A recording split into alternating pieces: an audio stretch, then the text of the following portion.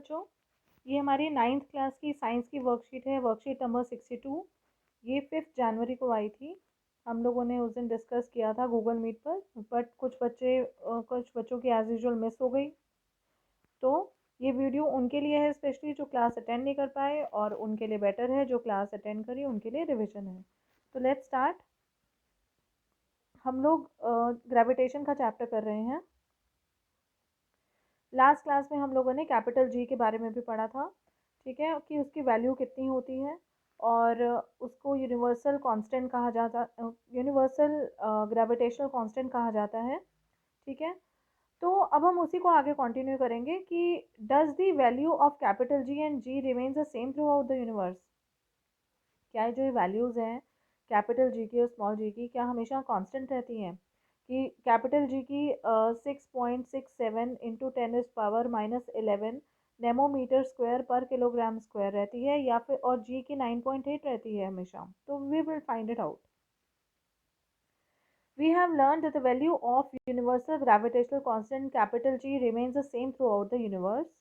But Earth is not a perfect sphere, yeah, I told you in the last class, due to which the value of acceleration due to gravity, that is a small g, is greater at poles than out of the equator. क्योंकि equator पर क्या है कि हमारा जो इसका radius है वो क्या हो जाता है, ज़्यादा हो जाता है। तो रेडियस ज़्यादा होगा तो स्मॉल जी जो है वो कम हो जाएगा, और पोल्स में रेडियस कम होता है तो इसलिए स्मॉल जी की वैल्यू जो होती है वो ज़्यादा होती है, ठीक है। तो अब ये कह रहे हैं हम calculation of value of acceleration due to gravity, कि हम लोग स्मॉल जी की जो वैल्यू है उसको हम कैसे कैलकुलेट करेंगे। इसके लिए हम लोग जो हम पहले कर चुके हैं उसको देखेंगे। हमारे पास F जो है that is equal to G M into M upon D square. हम लोगों ने लॉ ऑफ ग्रेविटेशन में यही पढ़ा है कि force is directly proportional to the product of the masses and the inversely proportional to the square of distance between the two objects, ठीक है। जब हमने इस प्रोपोर्शनैलिटी साइन को हटाया तो हमारे पास g एक कांस्टेंट आ गया जिसको हमने यूनिवर्सल ग्रेविटेशन कांस्टेंट का नाम दिया। तो ये हमारे पास फर्स्ट इक्वेशन हो गई। तो ये हमारे पास फर्स्ट इक्वेशन हो गई। स्मॉल g की वैल्यू हम लोगों ने निकाली थी capital G m upon R square, ठीक है। तो अगर हम इसके अंदर वैल्यू डालेंगे, कैपिटल जी की वैल्यू आपको पता है, मास ऑफ अर्थ हमारा होता है 6 इंटू 10⁻24 किलोग्राम्स, और हमारी जो अर्थ का रेडियस है वो 6.4 इंटू 10⁻6 है, ठीक है। अब इस स्मॉल जी में हम लोग स्मॉल जी के फॉर्मूले में ये सब वैल्यूज़ को अगर हम पुट करेंगे तो हमारे पास स्मॉल जी जो एक्सेलरेशन ड्यू टू ग्रेविटी है वो 9.8 मीटर पर सेकेंड स्क्वायर आ जाएगा, ठीक है। और इसके जो यूनिट हैं वो 9 मीटर पर सेकेंड स्क्वायर इसलिए हैं क्योंकि एक्सेलरेशन के भी जो यूनिट्स हैं वो मीटर पर सेकेंड स्क्वायर होते हैं, राइट। तो हमारे पास वैल्यू आ गई एक्सेलरेशन ड्यू टू ग्रेविटी की 9.8। अच्छा, जो बेसिक सब्जेक्टिव क्वेश्चन इस चैप्टर में आता है वो ये आता है कि what is the difference between the capital G and small G. तो ये पहला पॉइंट है, the value of capital G is, ठीक है, वैल्यूज़ तो अलग अलग हैं ये आपको पता है। और सबसे इम्पॉर्टेंट चीज़ ये है कि कैपिटल जी एक स्केलर क्वांटिटी है और स्मॉल जी एक वेक्टर क्वांटिटी है। Vector quantity means it has both directions as well as magnitude, और scalar quantity means it has only magnitude. फिर यह है कि द वैल्यू ऑफ जी हमेशा कांस्टेंट रहती है, लेकिन ये वेरी करती है अलग अलग जगह पे, ये हम ऑलरेडी डिस्कस कर चुके हैं। ग्रेविटेशनल कांस्टेंट को कैपिटल जी के नाम से जी से डिनोट किया जाता है, और एक्सेलरेशन ड्यू टू ग्रेविटी को स्मॉल जी से किया जाता है। और जो कैपिटल जी है that is independent of the distance between the masses, वो इंडिपेंडेंट है जो डिस्टेंस है मासेस के बीच बीच का उससे इंडिपेंडेंट है।